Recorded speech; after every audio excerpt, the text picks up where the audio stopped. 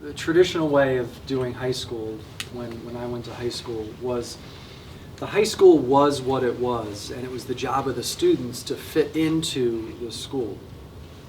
Right? So if your interests and passions happen to align with what the school was good at, then it was a good match.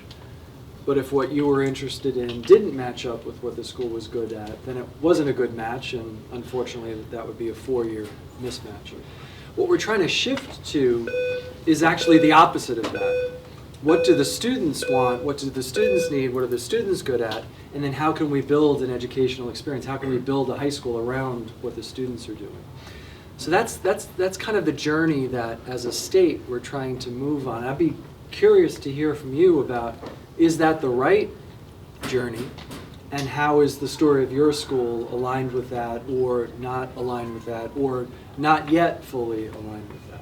And I do think that that's the right way to run a high school, because there's another stigma around just high school in general, that it's super hard to fit in, and with more clubs and with more classes and groups of people, you can fit into somewhere, one place, or all the places. There's always never a problem where you feel like you can't talk about something. You can make something important if you want it to be. If you want to have a club, then you can always talk to Mr. Haas about it. If you want to have something in the school, there's always room to be able to talk about that thing. So I think it makes a good environment where, while you're still fitting into the system of the school, you still have your own input on that, and nobody is in a situation where they can't voice what they want out of it too.